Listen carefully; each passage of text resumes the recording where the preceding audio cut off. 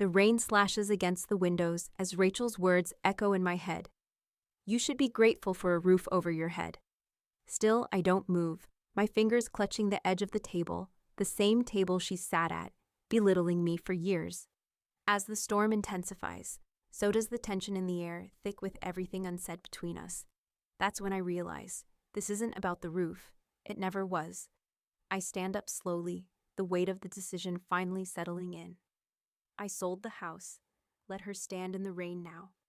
Before we begin, may I ask, where in this big, beautiful world are you listening from?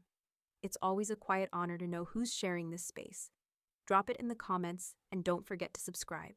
The evening light spills through the windows of the Coleman Green home, bathing the polished wooden floors in an amber glow. Pat sits at the edge of the dining table, the white china gleaming before her, but the chatter around her feels like static. Rachel is holding court as usual. Bryce sits beside her, nodding along with whatever she says, his attention half lost in his phone. The dinner party hums, polite laughter, the clink of wine glasses, the clatter of silverware, yet none of it touches Pat. She watches Rachel, the words floating into her consciousness without the need for effort. She should be grateful, Rachel is saying, her voice light, casual, almost rehearsed. I mean, we gave her a roof. The words drift across the table, barely acknowledged by the guests, their responses muted by their own polite interests. Not one person dares to interrupt. Not one person notices how Pat's jaw tightens, or how her fingers curl into the fabric of her lap. Bryce looks up from his phone, offering a brief, indifferent nod, though his eyes avoid Pat's gaze. No defense, no correction, just compliance. It's the same routine, the same silent agreement. Pat, the mother, the widow, is to be seen, not heard. Pat's fork is halfway to her mouth, but she lets it drop. The food sits untouched. It isn't hunger that plagues her tonight. No, it's something deeper, something quieter. She's not grateful. She's not grateful for the roof. She's not grateful for the years she spent in the shadow of a daughter who never saw her as anything more than a footnote in her perfect life. She pushes back her chair softly, its legs scraping the floor with a sound so small it might as well be a whisper. Rachel doesn't notice. Neither does Bryce. They don't notice the weight of years pressing down on Pat's chest. They don't see the slow and steady unraveling of a woman who gave too much and asked for so little. Later, as the guests leave and the house falls into an artificial quiet, Rachel moves through the living room, her high heels clicking against the hardwood. She walks past Pat's favorite chair, the one by the window where she used to sit and watch the sun fade. Rachel pauses, glances at it, then unceremoniously shifts it a few inches to the right. Need the backdrop for my next video, Rachel says, not even looking at Pat. Her voice is breezy, dismissive. I can't have the clutter in the shot. Pat doesn't react. She doesn't argue. She doesn't need to. Rachel doesn't understand. She never has. Pat stands and walks slowly to her planner, which lies open on the kitchen counter. She picks up the pen with a steady hand, her fingers moving fluidly over the paper as if they already know what needs to be written. There is no hesitation, no second thought, just one line. Let's see how grateful they feel when it's gone. Her eyes linger on the words for a moment, almost daring herself to feel something. But it's just calm, a strange, steady calm, as though a decision has already been made for her, as though she is simply carrying out the final act of something long set in motion. In the distance, she hears the soft thrum of Rachel's voice as she sets up another camera, adjusting her lighting rig for the next reel. Pat doesn't watch. She doesn't need to. Her mind is elsewhere now, on the contract she signed years ago, the one Rachel never truly understood, never took seriously. Clause 13, the clause that gave Pat power over the house they'd all come to think of as theirs. Pat's eyes flicker to the window, where the last light of day fades into the night. A single cloud passes overhead, its shadow briefly darkening the ground before it vanishes. She exhales quietly, a deep breath, but no tension in her shoulders. She won't wait for their acknowledgement anymore. She won't wait for gratitude, for an apology. She won't even wait for them to realize what's happening until it's too late. The house will be sold. It's already happening. The thought hums in her chest like a promise, and she can almost hear Rachel's voice, just a whisper now. floating back in her mind. She should be grateful. Pat closes the planner, her gaze lingering on the door. She doesn't need a roof, not anymore, and Rachel will find out exactly what that means soon enough. The air in Asheville is thick with humidity as Pat steps into Andre Lowe's office, the cool scent of wood and fresh paper greeting her. Andre is behind his desk, wearing a faded button-up shirt, his sleeves rolled up. He's older than the last time they met, but the sharpness in his eyes hasn't dulled. He gives her a warm, measured smile as she takes a seat across from him.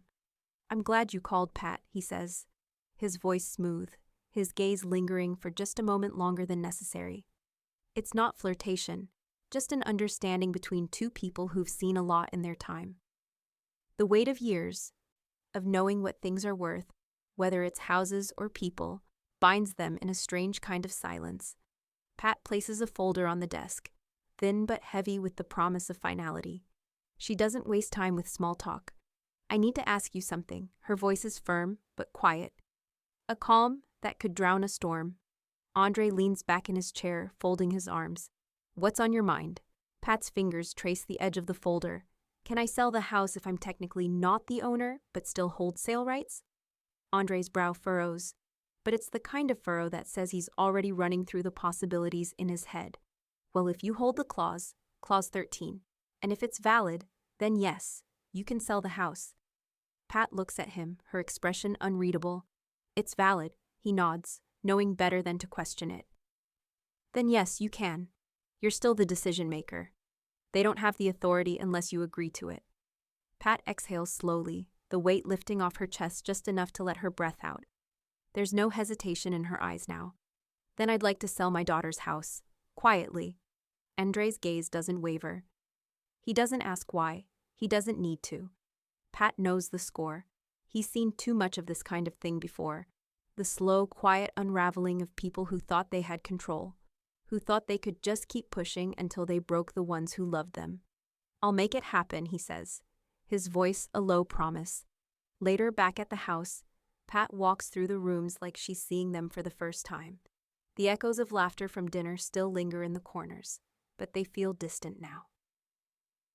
She moves from room to room, touching things: an old chair, a bookshelf, the ornate trim of the windows, each piece a part of a history that was never really hers. She stops in the living room, where Rachel's video backdrop is set up, the perfectly curated space now littered with the evidence of Rachel's brand obsession. Pat's gaze flickers to the chair Rachel had moved earlier, the chair she used to sit in, the one where she could watch the day turn into night, where her life used to unfold in small, quiet moments. She reaches down and picks up the measuring tape from the side table, unspooling it with a quiet flick of her wrist. She measures the distance between the door and the wall, then the window to the bookshelf, and again, and again. The sound of the tape snapping back into its case is sharp and deliberate. She's making a list, cataloging everything that will no longer belong to her, or to them. Everything that will disappear into the past. "Are you moving?" Lily's voice breaks through the silence, soft and hesitant, like she's not quite sure whether she should ask.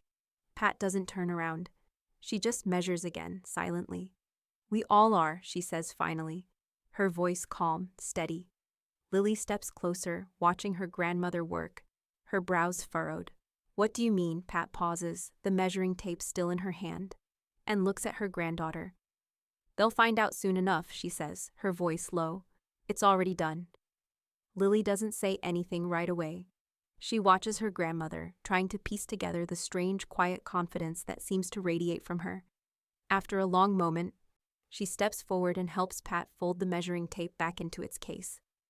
"You're really going to sell it?" she asks, her voice almost a whisper. Pat smiles, a smile that doesn't reach her eyes. "I'm selling more than just a house, Lily. I'm selling them an idea. Let's see how they feel when it's gone." The weight of the words lingers in the room, heavy and unsettling. Lily doesn't know how to respond. She can only stand there, still, watching the woman who raised her take another step towards something she hasn't fully understood yet. Pat glances around one last time, then walks toward the door, leaving the house in the past. "It's time for them to understand what grateful really means," she murmurs as she exits, leaving Lily to wonder just how deep this plan goes. and whether she can ever undo what's already been set in motion. Rachel's voice floats through the house, loud and artificial. The camera captures her movements as she explains wellness tips to an unseen audience, flipping her hair in a perfect arc as she stands before the freshly renovated kitchen. Pat sits at the edge of the room, unmoving, like an uninvited guest to the performance. Rachel's presence fills the space, loud, vibrant. But Pat remains still, unnoticed, except as a mere fixture in the background. Rachel adjusts a vase on the countertop, oblivious to the weight of the history that surrounds her. The house, her stage, was never meant to serve as the backdrop for something so fleeting. But Pat watches calmly, the years of sacrifice and care for this place, seeming to fade as easily as Rachel's rehearsed smile for the camera. The fire crackles in the living room, drawing Pat's attention. Her gaze shifts to the hearth she had restored with her own hands. Years of work forgotten in the face of Rachel's carefully crafted content. Pat knows the value of what's been lost, but it's not for Rachel to understand. Rachel's voice interrupts the silence again. A home should inspire your best self, she says, the words rehearsed, nearly hollow. She gestures toward the fireplace. This is the heart of the home. But Pat remembers the days spent sanding and polishing, the careful restoration of the old brick. For Pat, it was never about appearances. It was about making something old feel whole again. Pat stands quietly and walks away, her footsteps muffled on the hardwood. The house is no longer hers to mold. It's become a set for someone else's version of reality.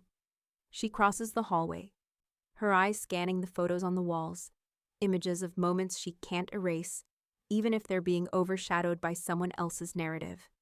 The doorbell rings, slicing through the stillness. Andre.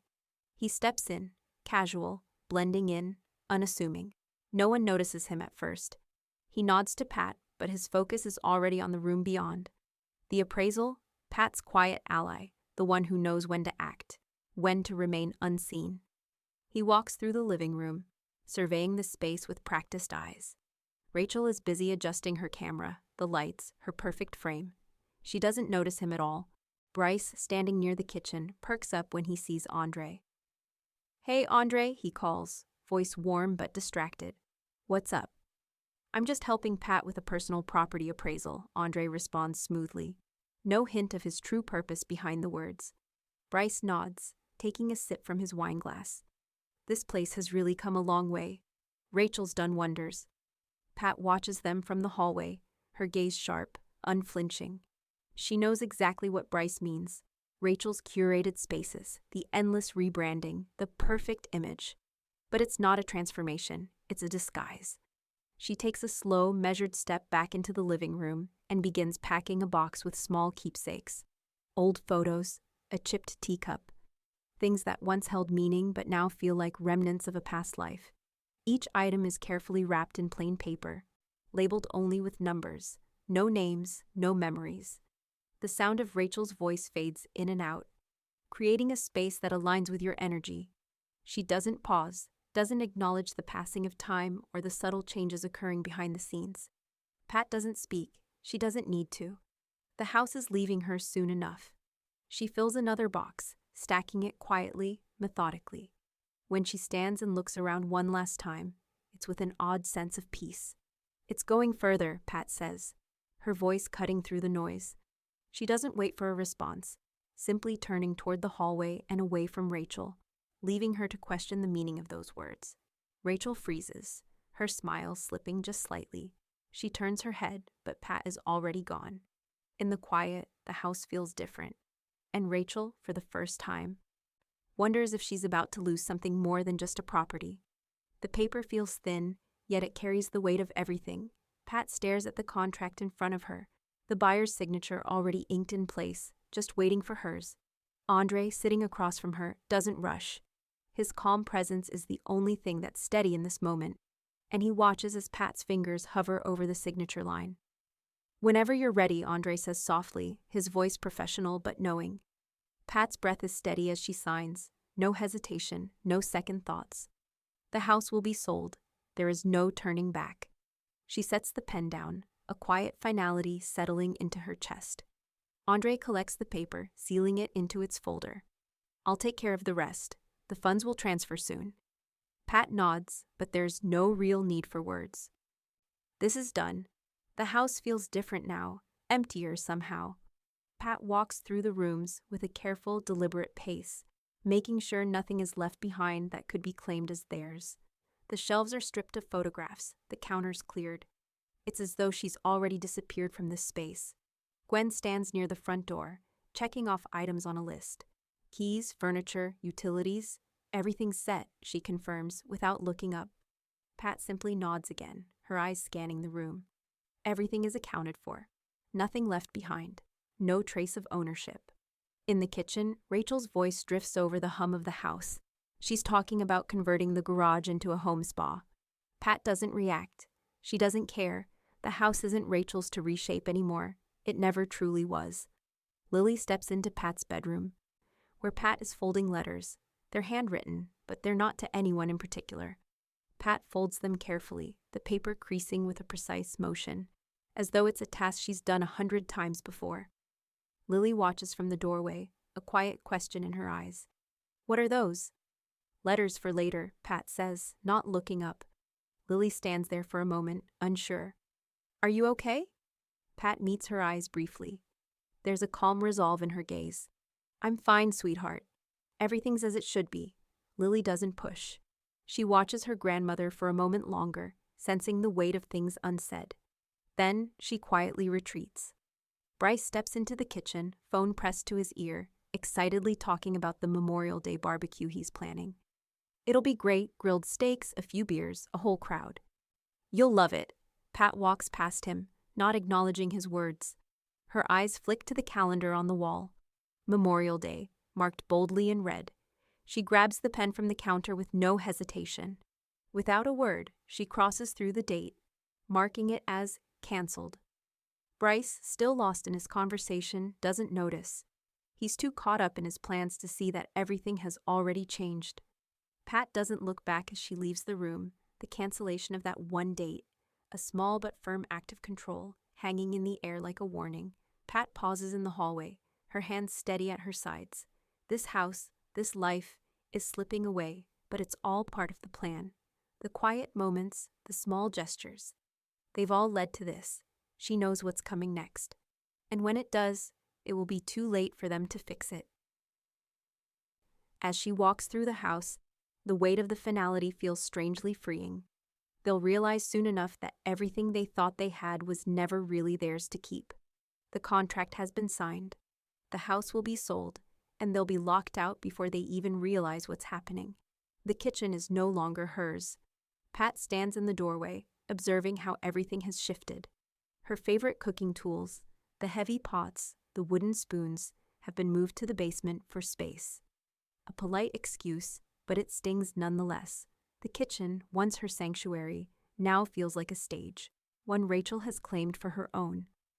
Rachel is setting up her meal prep livestream, positioning her camera just so, adjusting the lighting to highlight the sleek countertops. Mom, stay upstairs for a bit, Rachel calls, without looking up. I need quiet for the stream. Pat says nothing, simply nodding to herself as she walks upstairs. It's not her space anymore. It hasn't been for a long time. Upstairs, Pat sits at the desk, her fingers poised over the keyboard. The noise from the kitchen fades, replaced by the rhythmic clicking of keys as she types the final list of exclusions. She's not just writing a list, she's reclaiming what's hers, the things Rachel never truly understood. The antique serving bowl, the hand-woven tablecloth, and of course, the influencer lighting rig Rachel insists on setting up in every room, turning the house into a set for her curated life. Pat clicks send, finalizing everything with one swift motion. It's done. The house is slipping away, but there are things that won't be part of Rachel's takeover. Gwen appears at the door with a box marked theirs in neat block letters. Pat doesn't need an explanation. Gwen simply places the box on the floor, leaving the message unspoken. Let them pack it. Let them deal with their own mess. Pat takes the box, her hands steady as she considers its weight. The things inside, Rachel's things, will never hold the same value as the life Pat built here. But it doesn't matter now. The house is Rachel's, for all its superficial transformation. Pat sets the box down with a quiet finality. From the kitchen, Rachel's voice floats up, now louder, more self-assured. "It feels so good to finally get my space back," Rachel says, her laugh bright and false. "I can finally make this kitchen mine again." Pat doesn't react. She doesn't need to. Rachel's words are a familiar sting. But they don't hold the weight they once did. Rachel has always believed in ownership, of the space, of the life around her. But some things can't be captured on video. Some things can't be claimed with a brand or a perfect smile. Pat doesn't go down to confront her. She's done with that. The kitchen may be Rachel's now, but there are things, small, silent things, that can never be taken from Pat.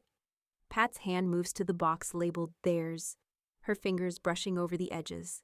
It's strange, this feeling of having nothing left here, and yet everything at the same time. There's no need to fight for acknowledgement anymore. She's been quietly reclaiming her space, her control, in ways Rachel will never understand.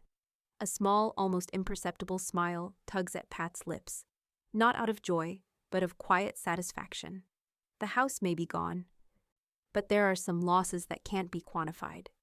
Rachel's voice rings out from downstairs, but Pat doesn't answer. She doesn't need to. The contract has been signed. The house will soon be someone else's.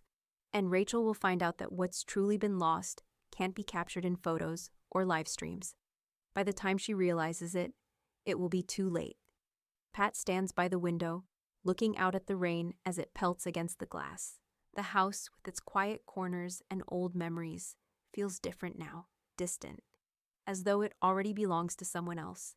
She can feel the shift in the air, the weight of 1,000 unsaid things. She knows what's coming, but she doesn't brace herself. It's already too late. The front door swings open with a sharp click, and Rachel storms in, her heels clicking loudly against the hardwood floors. Pat hears the sound before she sees her daughter, the unmistakable rhythm of Rachel's anger already filling the house. Rachel doesn't even bother to greet her. She just stands in the doorway, arms crossed, her jaw clenched. "What's going on?" Rachel demands, her voice strained with frustration. "Why haven't you said anything?" Pat doesn't flinch. She's been expecting this moment. The moment when Rachel finally realizes that nothing is going the way she thought it would. "I sold it," Pat says quietly, her voice calm and measured, as though she's stating something obvious. Rachel's eyes widen for a moment, then narrow as she steps forward, her voice rising. "What do you mean you sold it?" Pat doesn't answer right away. She simply reaches down and picks up the printed sheet she left on the table. The date, the buyer, the proof. She hands it to Rachel, who grabs it eagerly, her eyes scanning the paper. "Closing date," Pat continues, her tone unwavering. "Buyer contact. Proof of sale." Rachel looks at the document, then back at Pat, her face flushed with disbelief. "You can't do this," she says, her voice a mix of disbelief and growing anger. "You didn't have the right." Pat doesn't move. She just watches her daughter, knowing that the shock is still sinking in. "Read Clause 13, she says, her voice cutting through the tension. "You signed it."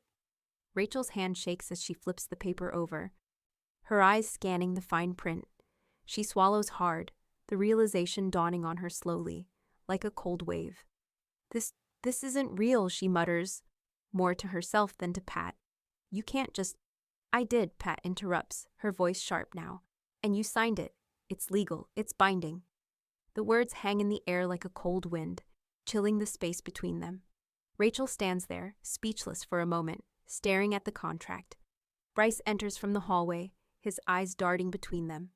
"What's going on?" he asks, his tone cautious, sensing the shift in the room. Pat doesn't look at him. She's already moved on. "The house is sold," she says simply, her gaze still fixed on Rachel. "I'm moving out. You're moving out. All of us are." Rachel opens her mouth to speak, but no words come. She turns to Bryce, her expression pleading for some kind of answer, some validation that this is all a mistake. Bryce, however, just stands there, silent, his face draining of color as he processes what Pat has just said. Rachel's gaze shifts back to Pat, her eyes narrowing in disbelief. You've been planning this all along," she asks, her voice trembling with a mix of hurt and anger. Pat doesn't answer immediately. She looks at her daughter, really looks at her, The years of neglect, of subtle cruelty flash before her eyes. She doesn't feel sorry, not anymore. You made your choice, Pat says quietly. You never asked for my opinion. Never listened to me. This is the consequence. Rachel opens her mouth again, but before she can say anything, she pulls out her phone. She dials quickly, trying to reach her lawyer. She holds it to her ear, pacing back and forth, the tension building in her every step. I need to talk to my lawyer, Rachel snaps. This has to be a mistake. There's no way you can do this. It's not valid. She waits for the line to pick up, her eyes never leaving Pat. Bryce watches, his arms crossed, unsure of what to say, but clearly feeling the weight of the moment. Rachel's lawyer picks up on the other end. Yes, this is about the house. My mother. Rachel starts, but she's cut off by the voice on the other end. After a long pause, Rachel's face goes pale. Her shoulders slump as she listens, and the reality of the situation hits her with full force. You're sure? She asks quietly, her voice barely audible. She listens for a moment longer, then hangs up the phone with a sharp click. Clause 13, she whispers, defeated. More to herself than to anyone else. It's valid. The silence in the room is suffocating. Pat watches her daughter, but her expression remains unreadable. The house is sold. The deal is done. It's too late now. Lily enters the room, standing silently at the threshold. She looks between her mother and her grandmother, sensing the gravity of the moment. She doesn't say anything.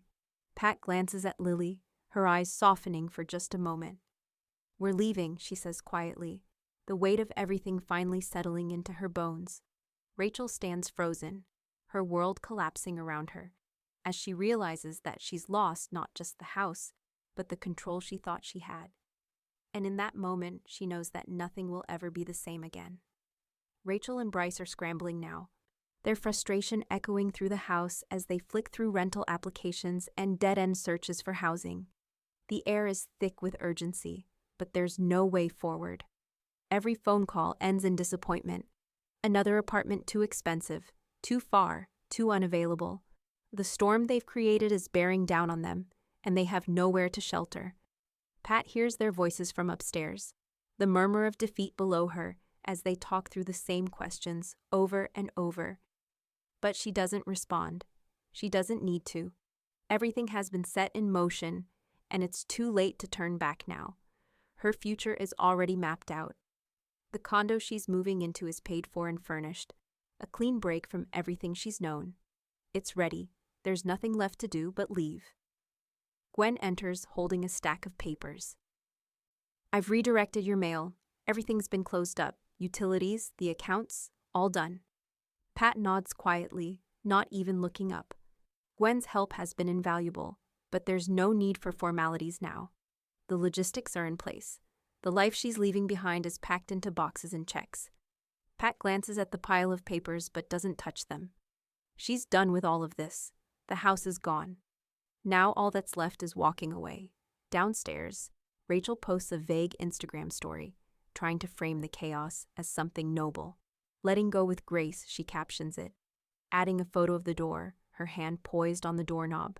The one Pat used to leave behind every morning. It's a performance, an attempt at self-redemption, but the cracks are visible. Her followers don't miss them. A few comments pop up almost immediately. Are you okay? One asks. The question is simple but laced with concern. It echoes the question Rachel can't answer, not honestly. She's never been about grace, never truly understood what it means to let go. Pat doesn't respond, though she sees the post. She doesn't need to. She knows Rachel will try to turn the story into something she can control, even if it's at the cost of her own authenticity. Bryce texts Pat privately a few hours later. We don't deserve this, it reads.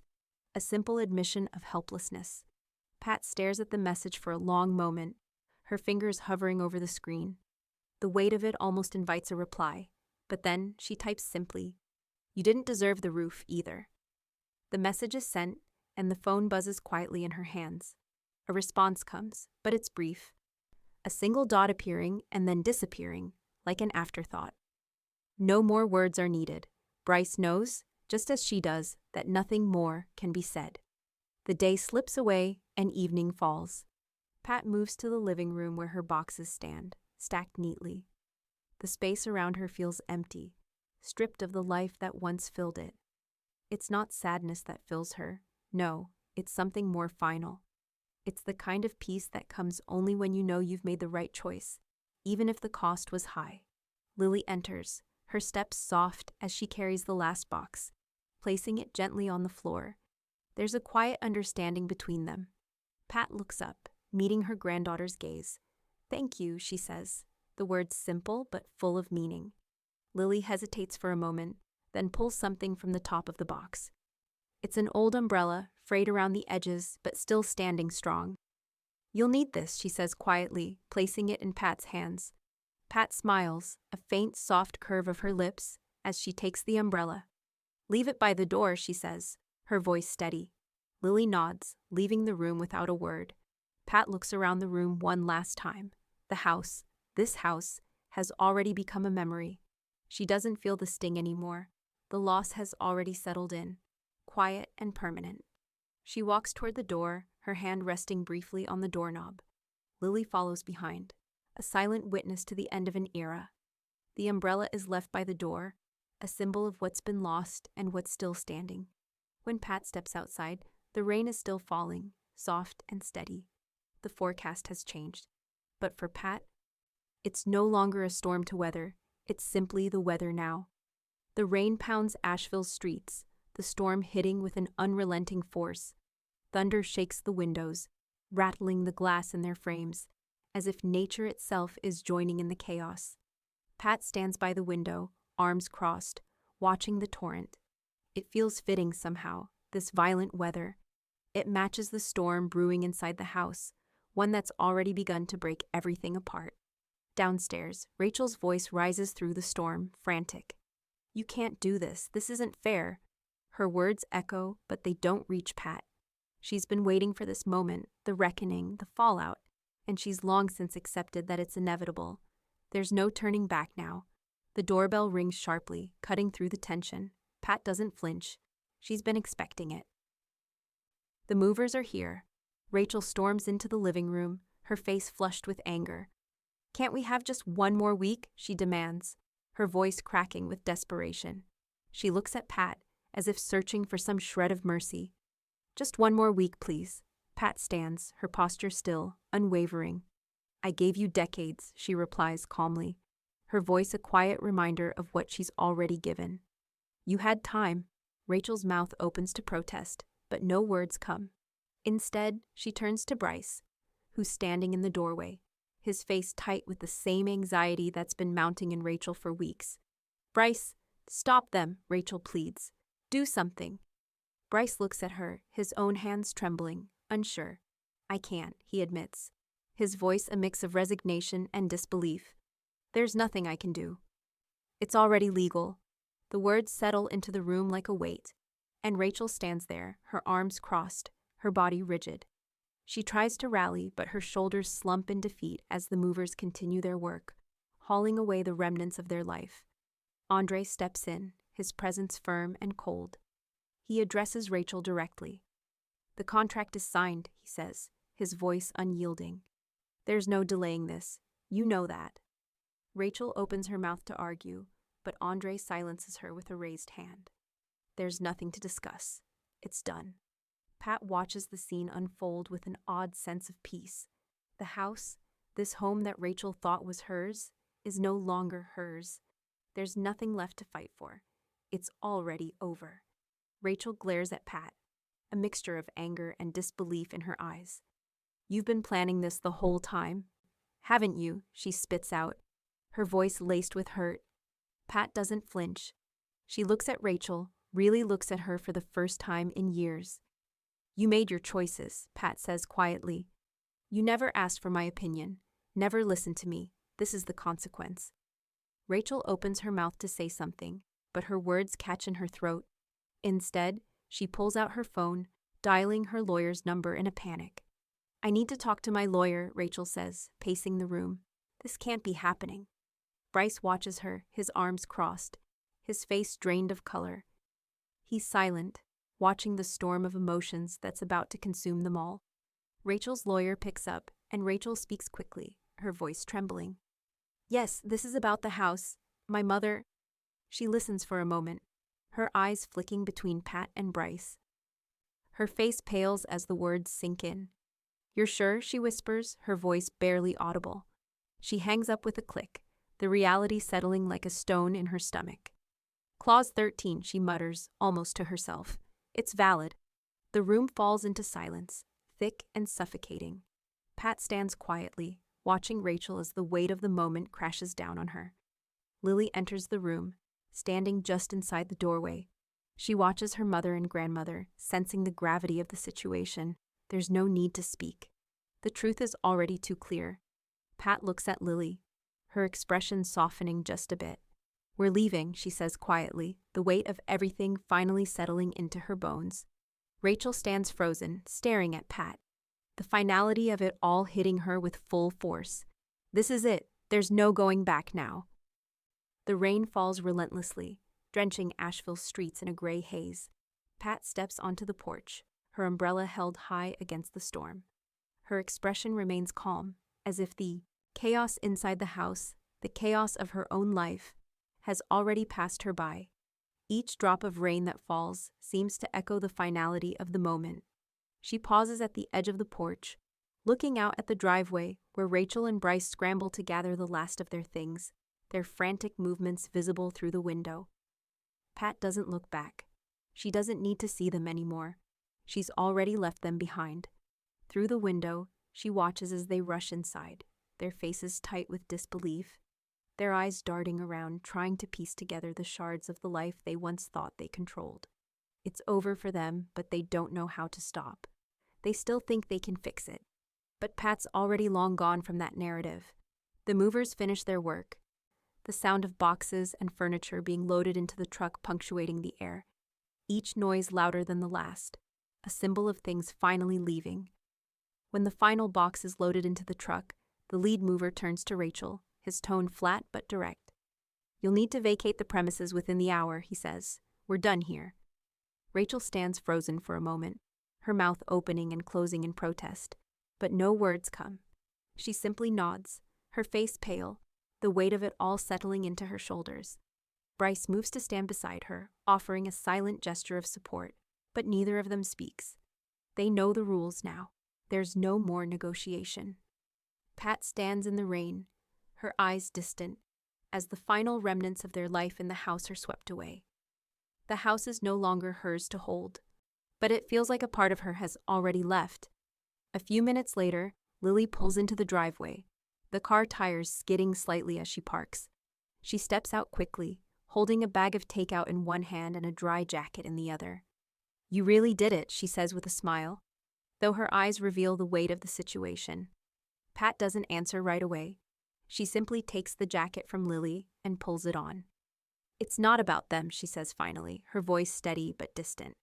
They made me feel like a squatter in my own life, so I moved. Lily watches her grandmother, seeing the quiet resolve in her eyes, the same resolve she's always known in her, but now stronger than ever. There's no second guessing, no wavering. This decision has been made, and nothing will change it now. Pat takes a slow breath and looks up at the house one last time, the light from the street lamps casting a soft glow over the front door. The house is empty, not just of belongings, but of any connection to what came before. The next morning, the house is officially closed. Pat meets the new buyers at the front door, exchanging only a few words as they take the keys from her. The deal is done. The house no longer exists in any part of her life. The keys are handed over, the papers signed, the deal closed. There's no fanfare, no grand goodbye, just the simple act of moving forward. As Pat walks away, she feels the weight of what's been lost, but also the weight of what's been gained. Freedom, finally. Lily walks beside her, her eyes searching her grandmother's face, trying to understand what Pat must feel. But Pat doesn't need to explain. It's not about the house anymore, it's about the future, the next chapter. And as they reach the car, Pat turns to Lily with a faint smile. Let's go home, she says, not yet knowing where that home will be, but knowing with certainty that it will be hers. Pat steps into her new condo, the simplicity of the one-bedroom space a relief after years of tension. The walls are bare, the floor is polished, and the air feels open, free of the weight that once settled like dust in the house. It's quiet here, the kind of quiet that isn't a vacuum, but a comfort, a space for new things to begin. She walks over to the window, taking in the view of the quiet street below. It's a far cry from the chaos of the house, where every corner held some piece of the past, every room a reminder of the battles fought and the ground lost. Here, there's nothing to hold her back. It's just the start of something different. The balcony door is open just a crack, letting in the crisp evening air. Pat breathes deeply, the weight of her decisions falling off her shoulders like a heavy coat she no longer needs. Gwen enters the condo with 2 glasses of sparkling water, the bubbles catching the light. She hands one to Pat with a soft smile. "To silence that speaks louder than memory," she says, her voice warm, full of understanding. Pat smiles faintly, raising her glass. The toast is simple, but it hits deeper than anything she could say aloud. Silence is her gift now, the kind of silence that says everything without uttering a word. It's a freedom that feels richer than any material possession. They clink glasses, the sound a reminder of the peace that has come, quiet and earned. Pat takes a sip, savoring the taste and the moment. The room is still, and for the first time in a long while, Pat feels a steady calm deep in her chest. Her phone buzzes from across the room, its screen flashing with an incoming message. Pat glances at it, then picks it up. It's from Rachel. "Don't you feel bad?" The text is brief, a question wrapped in an accusation, but Pat can hear the unspoken desperation beneath it. It stings, but only for a second. Rachel doesn't understand, and Pat's done trying to explain. She holds the phone in her hands, her thumb hovering over the screen as she considers a response. She drafts a reply in her mind, not even a little, but then she stops. There's no point in sending it. The silence is her response now. Pat places the phone face down on the counter, the screen flickering before it fades into the dark. It's a small act, but a powerful one, leaving Rachel's questions unanswered. There's nothing left to say. Later, Lily arrives at the door, holding a small framed photo. She hands it to Pat with a small smile, her eyes searching Pat's face for a reaction. Pat looks at the photo, her fingers brushing the glass. It's a picture of her standing in front of the sold sign, a quiet, determined smile on her face. The caption below it reads, "The woman who sold peace and bought freedom." Pat's lips curve into a soft smile as she sets the frame down on the counter. The words feel right. They capture everything that she's gained, everything she's left behind.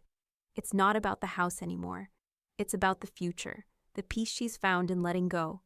Lily watches her grandmother, sensing the depth of what she's feeling.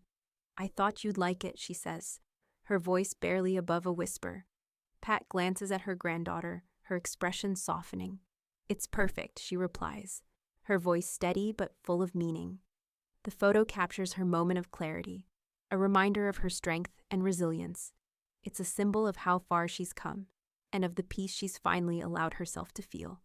The night settles in around them, quiet and still. Pat looks at the photo one more time, then turns her attention to the view outside.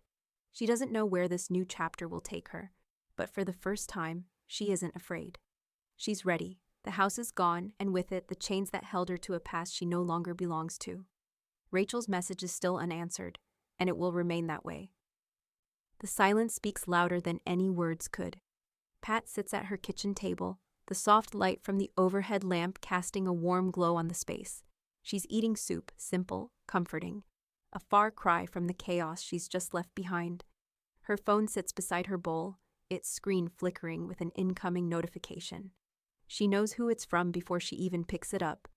Rachel's post is there, front and center. "Letting go with grace," it reads, accompanied by a photo of the empty house, the front door barely ajar, a symbol of the new beginnings. Rachel is so determined to sell to her followers. Pat reads the words, the image of the door standing as a final curtain on everything they once shared. Her fingers hover over the phone, but she doesn't reply. She doesn't need to. The post is nothing more than a performance, and Pat knows it. She sets the phone down beside her, the silence between her and Rachel loud enough to fill the room. There's nothing left to explain, nothing left to say. The comments begin to roll in almost immediately. Sympathy to be expected. Some people commenting about staying strong and moving on with grace. But others? Suspicion begins to rise. "I thought you said you'd never sell," one comment reads. Another follows. This doesn't seem like the whole story. Pat doesn't need to look back at her phone. She already knows how Rachel will respond. She'll delete the comments, post more vague content, spin it into something that makes her seem like the victim. But Rachel's narrative is unraveling slowly and surely as the cracks show. The facade is starting to slip, and there's nothing Pat needs to do to speed up the process. Rachel's followers are noticing, and the comments will only grow sharper. Meanwhile, Bryce is handling the fallout in his own way. He's been applying for rental properties, using his sister's address as a last-ditch attempt to save face. He's been denied again. The rejection slips into his mailbox like one final blow to a man who thought he could fix everything. Pat doesn't need to know the details. She doesn't need to see the frustration in Bryce's face when he tells her, but she knows. She can sense the strain in his voice. His foundation is cracking too, his illusions of control slipping away, just like Rachel's. Pat doesn't respond to any of it. There's no need to. In the quiet of her new life, she finds herself acting with a precision she never had before. She sits down at her desk, her fingers lightly tracing the envelope she's prepared. It's an anonymous donation, quiet, precise. She's sending a contribution to the local women's shelter in Rachel's name. The irony isn't lost on her.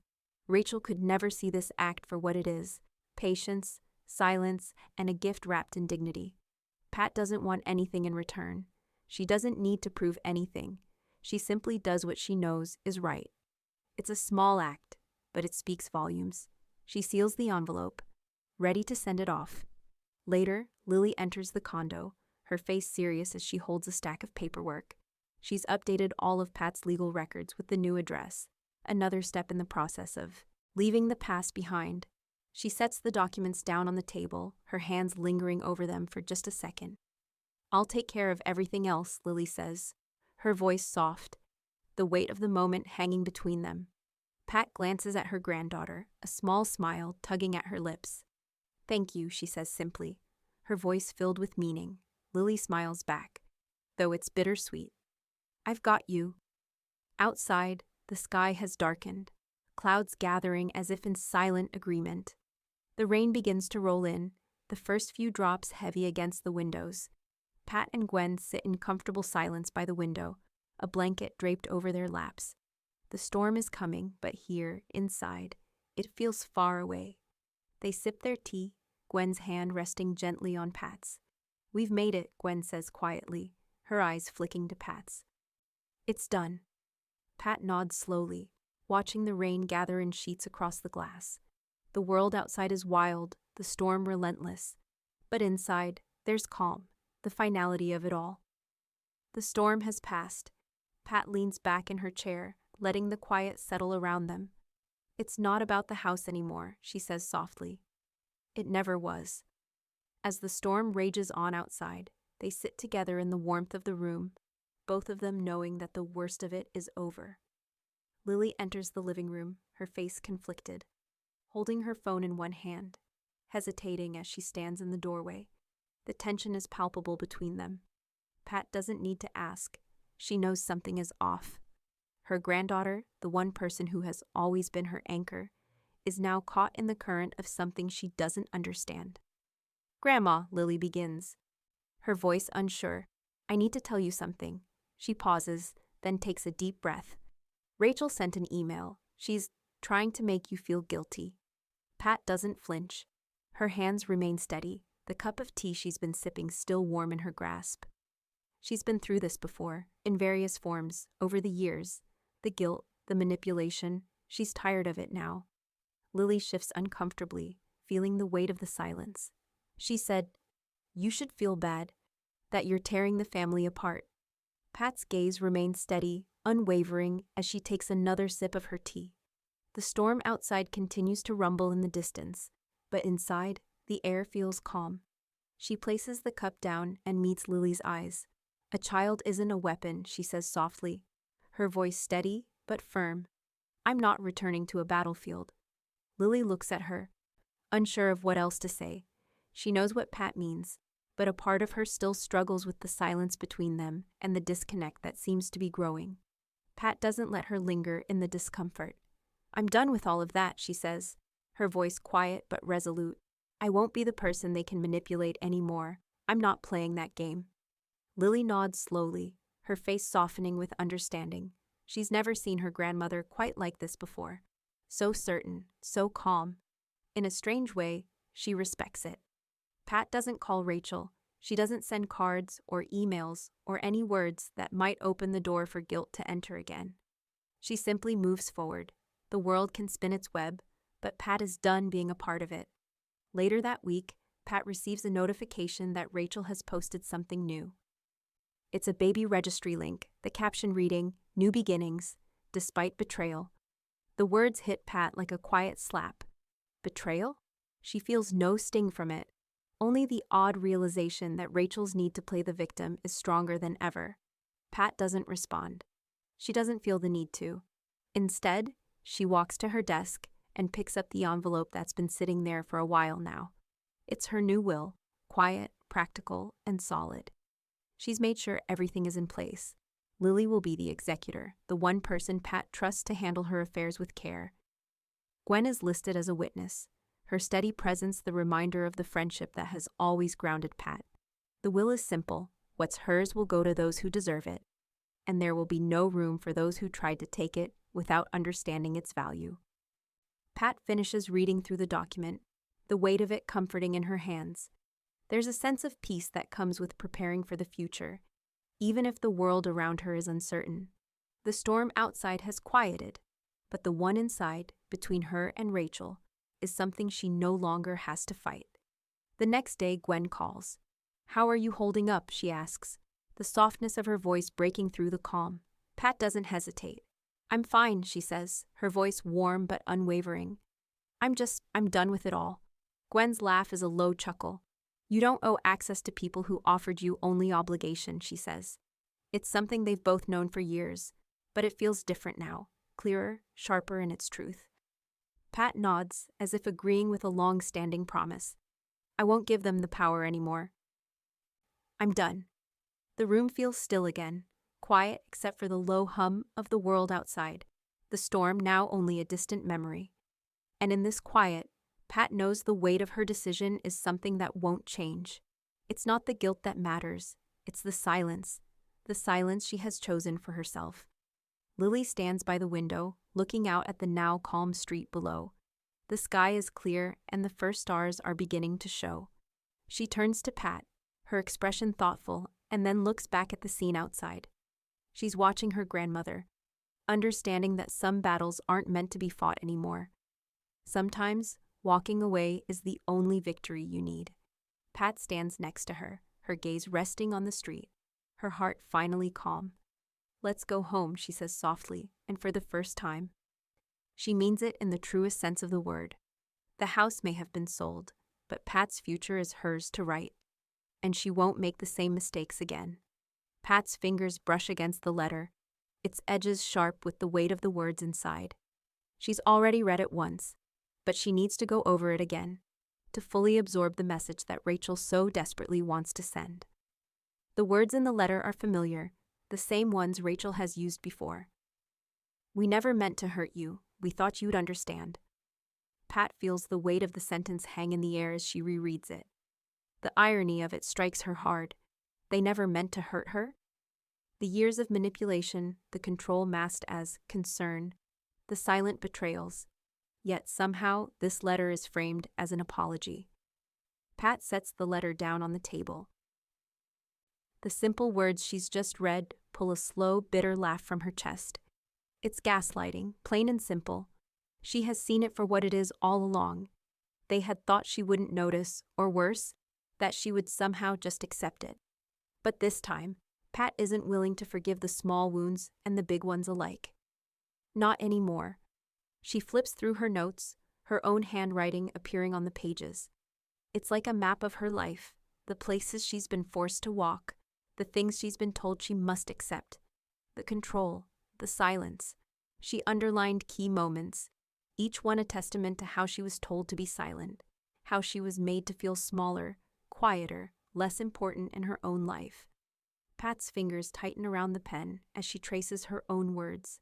Gaslighting, manipulation, the key elements of Rachel's version of reality.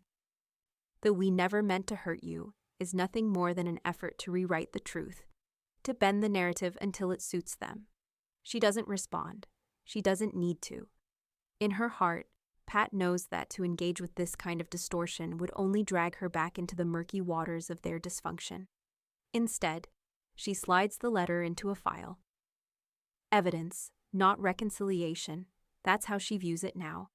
A document to remind her of who they truly are, who Rachel has always been. She won't ever forget the reality, no matter how Rachel tries to twist it. Lily enters, her presence a quiet, steady comfort. She notices the letter Pat is holding and the way Pat's gaze lingers over it. The weight of silence hangs heavy in the room between them, but Lily is no stranger to the depth of what it means. "Do you want me to scan it?" Lily asks softly. Pat doesn't answer immediately. She's already made her decision, but she knows the right thing to do is preserve the evidence. "Please," Pat says, her voice steady, calm, even. Lily takes the letter from her grandmother and walks to the desk. The hum of the scanner fills the room for a few seconds, the machine capturing everything with precision. When she's done, she places the printed copy on the table and begins to digitize the rest of the family records, making sure everything is safely backed up. Pat watches her, the way Lily handles the task with care, and she feels a quiet satisfaction. This is the legacy she's leaving behind. It's not a legacy of resentment, but one of clarity, of self-respect. Later, Pat sits at her desk, her fingers gently resting on the keyboard. The storm outside has passed, but the energy within her feels still, like a calm before the next shift. She begins to write. She titles it, "The Roof Was Mine," and the words begin to flow. It's a short memoir, just enough to capture the essence of what she's learned, the lessons she's carried with her for so long, the ones she's finally understood. She writes about the house, about the years spent there, and the emotional toll it took. But she writes it all with a distance now, a sense of control that she never had before. There's no bitterness, no anger, just the quiet resolve of a woman who has learned what it means to stand on her own. A few weeks later, Andre reaches out to Pat, his voice calm and professional as always. "There's someone I think you should meet," he says. A local historian working on a collection about matriarchal housing stories. She's interested in your story. Pat listens, and though she's not sure what she expects, she finds herself intrigued. The idea of sharing her story with someone who understands the power of these narratives, who values them, is comforting. Maybe she thinks it's time for her story to be heard. Pat agrees to meet the historian, a woman named Carolyn. When the meeting comes, she is struck by the way Carolyn listens. Not to extract drama or sensation, but to preserve what's real. She sees the strength in Pat's story, the resilience in the way she lived through everything, and she offers Pat a chance to speak her truth. Not for anyone else's validation, but for herself. Pat agrees. Maybe this is another step toward leaving behind what was, and stepping fully into what is. Pat prints the latest version of her memoir. The house is gone, Rachel's voice is silent in her mind, and the future is open. It's not just about the past anymore. It's about the future, and it's hers to write. As she sets the pages in her file, Pat feels an odd sense of peace. The storm, both inside and out, has passed. The letter may have tried to rewrite history, but Pat knows the truth, and that's a story no one can take from her. Pat's phone buzzes, interrupting the quiet of the room. She picks it up, already knowing who it's from. It's Rachel again, this time posting about the new baby. The caption reads, "Meet Patrice, our little miracle." Pat stares at the name, Patrice, her name, her mother's name. It hits her harder than she expected. Not because it's a name she ever wanted to pass down, but because it feels so hollow. It's Rachel's attempt at reconciling with her, a way to make her absence seem like something more than it was. Pat sets the phone down slowly. The name means nothing to her anymore. Not really. It's just another name, another gesture that's too late to make an impact. Later, Gwen calls. her voice light but tinged with truth. You name a dog after someone you ignored, she says. Same logic. Pat chuckles quietly. It's a small comfort, this humor between old friends. Gwen always had a way of cutting through the bullshit. Rachel's attempt to honor Pat is exactly what it seems. A hollow gesture, a way to soothe herself, to feel better about what's been left unsaid for years. Pat doesn't reply to Rachel. No gifts. No visits. No acknowledgement. She's done. This is the life she's chosen for herself now. No more reaching back. No more trying to make sense of something that's never made sense. Rachel's words don't touch her anymore. Pat doesn't even feel the need to check her phone again after Rachel's post. Instead, she focuses on what's in front of her. She opens her computer, the screen illuminating her face as she publishes her memoir. The Roof Was Mine goes live across multiple platforms: aging forums, real estate boards, women's groups. Her story is out there now, her truth, her journey from silence to self-respect. It spreads slowly at first. Comments trickle in. Some are kind, some are appreciative, some are more pointed, asking about the details of her decision, but Pat doesn't mind. She's done being vague about it all. Her story is no longer a secret, a shame. It's a declaration. A few weeks later, a letter arrives in the mail. Pat picks it up, its handwritten address familiar, yet distant. She opens it slowly, unsure of what to expect. Inside is a simple note. I left my adult son's house last year, and I don't know what I would have done without your words. Thank you for showing me that I don't have to live in fear of my own life. I'm free now, just like you. Pat reads it once, twice. The words land in her chest like a soft, quiet reminder. She doesn't need any more proof. She's done what she set out to do. Freed herself, and in the process, freed someone else too. She sets the letter down beside her desk. A part of her thought this might happen, but she's still surprised by how real it feels. That one letter, that one thank you. It's all the validation she'll ever need. The next day, Andre calls her. I had the closing contract framed, he says. Thought you'd like to have it. Signed by the woman who left her gratitude behind. Pat doesn't need to see it. It's already hers, that moment, those words. The house is gone, but the story remains. The house might have been theirs, but the peace? That's hers alone. Pat smiles faintly, the weight of everything settling in. She's done. And this time, it's real, not just for her, but for anyone who's ever been made to feel small. Pat's memoir, The Roof Was Mine, takes on a new life when it's adapted into a local podcast titled Living Rent-Free in Someone Else's Mind. The episode, calm and reflective, starts slow, but soon gains momentum as listeners resonate with Pat's story. Her words, once confined to the pages of her book, now echo in the voices of strangers who find themselves moved by her journey, by her ability to reclaim her life after years of silence. It's not about fame or recognition. It's about knowing she's finally been heard. The comments begin to pour in. At first, they are kind and appreciative.